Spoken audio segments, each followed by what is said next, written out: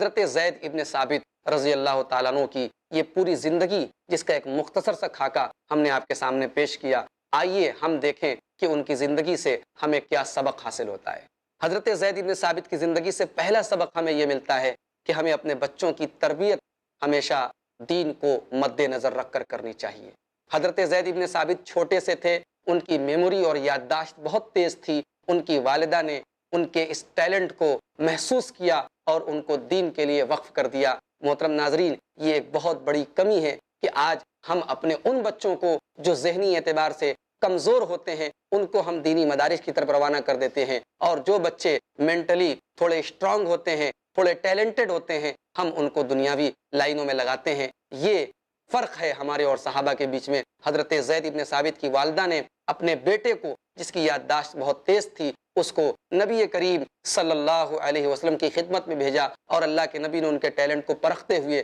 انہیں پہلے سریانی زبان سیکھنے کا حکم دیا، اور پھر قرآن کریم جو آپ پر نازل ہوتا تھا اس کو لکھنے کی ذمہ داری آپ نے ان کے سپرد کی۔ محترم ناظرین، حضرت زید ابن ثابت رضی اللہ تعالیٰ عنہ کی زندگی سے ایک اور سبق ہمیں یہ حاصل ہوتا ہے کہ ہمیں اپنی بڑائی اور انانیت کو چھوڑ کر ہمیشہ اختلاف کو دور کرنے کی سوچ رکھنی چاہیے۔ حضرت زید ابن ثابت رضی اللہ تعالیٰ عنہ کے بارے میں جیسا کہ آپ نے دیکھا کہ ثقیفہ بنی ساعدہ میں جب مہاجرین اور انصار میں جھگڑے کی نوبت آ گئی تھی، حضرت زید ابن ثابت نے فوراً ایک ایسا جملہ کہا، ایک ایسی بات کہی جس سے سارا جھگڑا ختم ہو گیا۔ یہ ہماری اور آپ کی سوچ ہونی چاہیے۔ ہمیں کبھی کبھی معاشرے میں ہم یہ دیکھتے ہیں کہ جھگڑے اور اختلافات کی وجہ صرف اور صرف انانیت ہوتی ہے، ہم بڑے ہیں، ہم کچھ ہیں۔ یہ سوچ انسان کو جھگڑے پر آمادہ کرتی ہے۔ حضرت زید ابن ثابت نے اس سوچ کا خاتمہ کیا۔ انہوں نے کہا کہ ہم نبی کے زمانے میں بھی انصار تھے اور نبی کے بعد بھی انصار ہیں، ہم ان کی خدمت کریں گے، ہم دین کی مدد کریں گے۔ ہمارا مقصد کرسی تب بھی نہیں تھا، عہدہ تب بھی نہیں تھا، عہدہ آج بھی نہیں ہے۔ محترم ناظرین، یہ بہت بڑا درس ہے ان لوگوں کے لیے جو اقتدار کے لیے ہر حد کو پار کر جاتے ہیں۔ محترم ناظرین کرام، حضرت زید ابن ثابت کی زندگی سے تیسرا سبق ہمیں یہ حاصل ہوا کہ ہمیں دین کے علوم میں کسی خاص علم میں مہارت حاصل کرنی چاہیے۔ حضرت زید ابن ثابت نے علوم دینیہ میں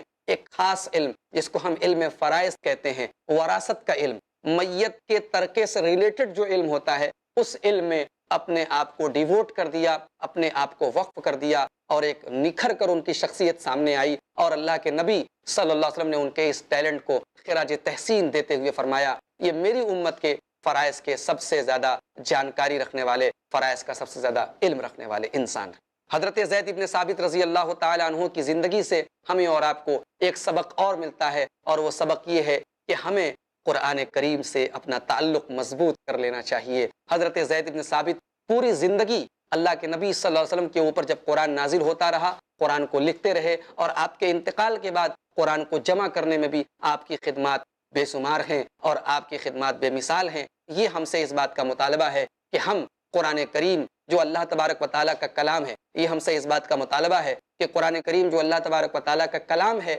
ہم اس کی عظمت کو سمجھیں اور اس کو مضبوطی سے پکڑ لیں۔ علامہ اقبال کا ایک شعر اس موقع پر مجھے یاد آ گیا کہ وہ زمانے میں معزز تھے مسلمان ہو کر، وہ زمانے میں معزز تھے مسلمان ہو کر، اور ہم خوار ہوئے تاریخ قرآن ہو کر۔ اور حضرت عمر فاروق رضی اللہ تعالیٰ عنہ کا وہ جملہ آپ یاد کیجئے کہ یہ کتاب وہ کتاب ہے، یہ قرآن اللہ کا وہ کلام ہے کہ یرفع اللہ بہ اقواما ویضع بہ آخرین، کہ اللہ تبارک و تعالیٰ اس قرآن کریم کے ذریعے بہت سارے لوگوں کو بلندی عطا کرتا ہے اور بہت سارے لوگوں کو پستی عطا کرتا ہے جو قرآن کو چھوڑ دیتے ہیں، قرآن کو پس پشت ڈال دیتے ہیں۔ محترم ناظرین کرام، حضرت زید ابن ثابت رضی اللہ تعالیٰ عنہ کی زندگی سے ہم یہ عبرت اور نصیحت کے پھول چنیں، اور ہم اپنی زندگی کو بھی ان کی زندگی کی طرح دین کے رنگ میں رنگیں۔ اور ہمیں یہ سبق بھی ملا کہ ہم خود کو تو دیندار بنائیں ہی، اپنے بچوں کو بھی ہم دیندار بنائیں، اپنے گھر کا ماحول بھی ہم دیندار بنائیں، تاکہ ایک ایسی جنریشن، ایک ایسی نسل وجود میں آئے جو قرآن اور حدیث کی محافظ بن کر سامنے آئے، جو شریعت مطہرہ کی پاسدار بن کر سامنے آئے، جو صحیح معنوں میں جناب محمد رسول اللہ صلی اللہ علیہ وسلم کی سنتوں اور آپ کے طریقے پر چلنے والی بنے۔ آج ہمارے معاشرے میں جو برائیاں ہیں محترم ناظرین، جو فتنے ہیں، ان کا ایک بہت بڑا سبب یہ ہے کہ آج ہمارے گھروں کے ماحول میں دینداری نہیں ہے۔ آج ہم اپنے بچوں کی تربیت میں اسلامی اصولوں کا لحاظ نہیں رکھتے۔ حضرت زید ابن ثابت رضی اللہ تعالیٰ عنہ کی والدہ نے 11 سال کی عمر میں ان کو اللہ کے نبی صلی اللہ علیہ وسلم کے پاس بھیجا تھا، اور اس وقت بھی ان کو قرآن کی کئی صورتیں یاد تھیں۔